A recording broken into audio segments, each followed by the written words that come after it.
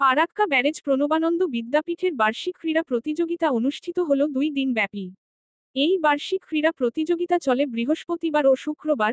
প্রথম দিনের খেলায় অংশগ্রহণ করে ইংরেজি বিভাগ ও হাই স্কুলের ছাত্রছাত্রীরা। ছোট ছোট বাচ্চাদের জন্য ছিল চকলেট দৌড় সহ একাধিক দৌড় প্রতিযোগিতা। পাশাপাশি বড়দের জন্য ছিল 100 মিটার দৌড় একাধিক প্রতিযোগিতা।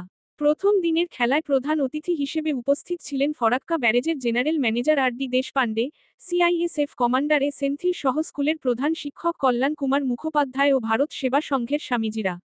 পাশাপাশি দ্বিতীয় দিনের অতিথি হিসেবে উপস্থিত ছিলেন ফারাক্কার বিধায়ক মনিরুল ইসলাম, বিশিষ্ট সমাজসেবিক তথা সৈয়দ নুরুল হাসান কলেজের সভাপতি রামকৃষ্ণ সিং সহ অন্যান্য বিশিষ্ট ব্যক্তিরা। 2 দিনের এই বার্ষিক ক্রীড়া প্রতিযোগিতায় অতিথিবর্গদের সংবর্ধনা জানান স্কুলের শিক্ষিকারা।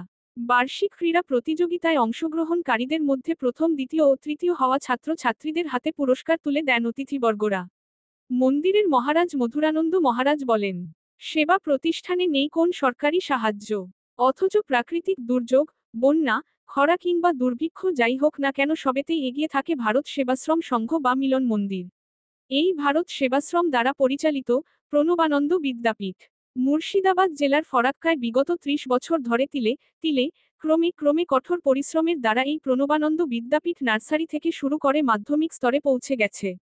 এখানকার ছাত্রছাত্রীরা বেসরকারি বিদ্যাপীঠের হলেও সরকারি পাঠ্যক্রমে মাধ্যমিক বোর্ডের অনুমোদনে পরীক্ষা দিতে পারে।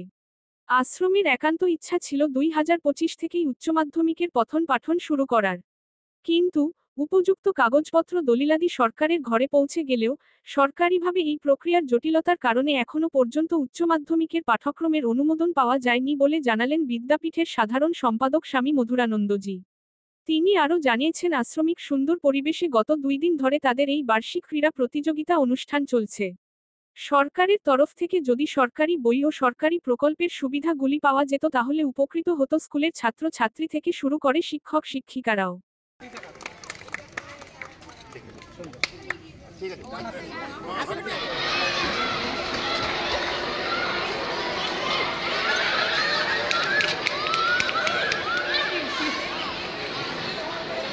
ঋষিতা রয়, ঐশী ঘোষ, অদ্রিজা মার্জিত, আয়ন্তিকা দাস, অনন্যা চক্রবর্তী।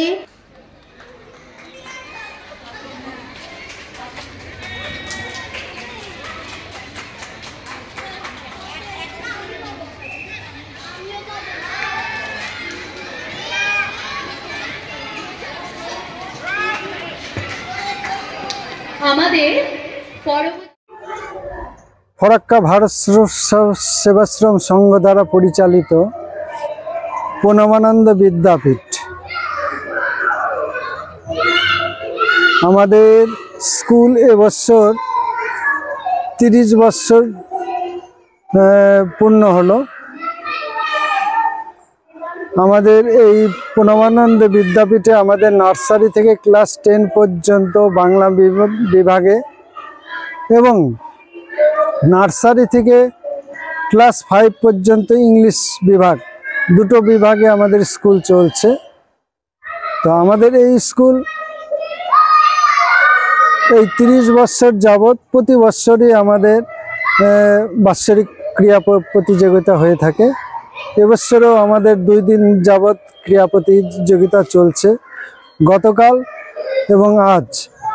গতকালে আমাদের হাই স্কুল এবং ইংলিশ মিডিয়ামের বিভাগ 5 to 10 এবং ইংলিশ মিডিয়াম নার্সারি থেকে 5 পর্যন্ত কালকে তাদের ক্রীড়া প্রতিযোগিতা হয়েছে। আজ আমাদের নার্সারি থেকে ক্লাস 4 পর্যন্ত বাংলা বিভাগের বা বাচ্চাদের আজকে ক্রীড়া প্রতিযোগিতা চলছে। আজকের ফাইনাল ইভেন্ট আমাদের প্রস্তুতি খুব সুন্দরই ছিল এবং যে কটা ইভেন্ট এখনো পর্যন্ত হয়েছে খুব সুন্দরভাবেই হয়েছে। আপনাদের আগামী দিনে এই যে বাংলা বিভাগ রয়েছে নার্সারি থেকে মাধ্যমিক অবধি, পরবর্তীতে কি উচ্চ মাধ্যমিকের ভাবনা চিন্তা রয়েছে?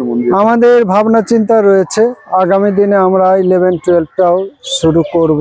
আমাদের সরকারি কিছু কাগজপত্র যেগুলো কাজ সেগুলো আমরা অনেকটা এগিয়ে ফেলেছি, কিছু কাগজপত্র কাজ বাকি রয়েছে, সেগুলো হয়ে গেলে আমাদের 11-12 আগামী দিনে আমরা শুরু করব।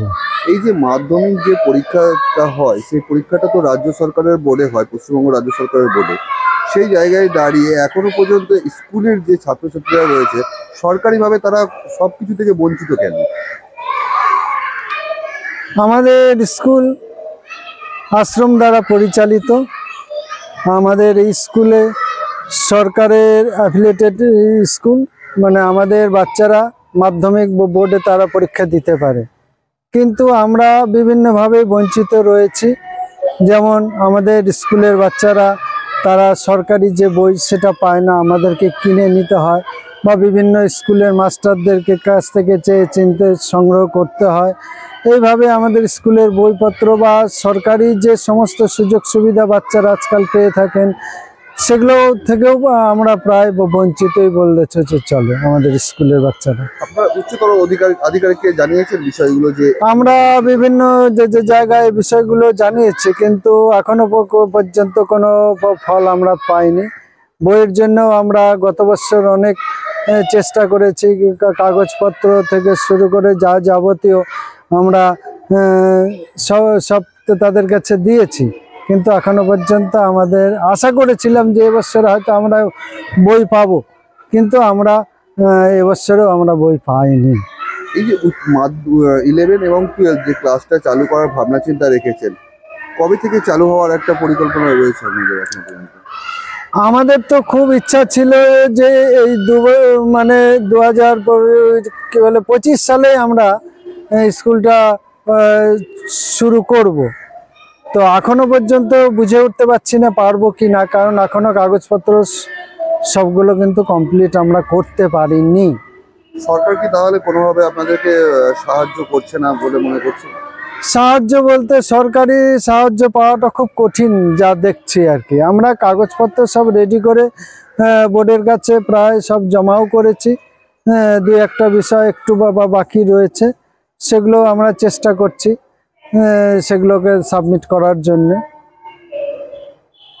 আপনার নাম? স্বামী মধুরানন্দ।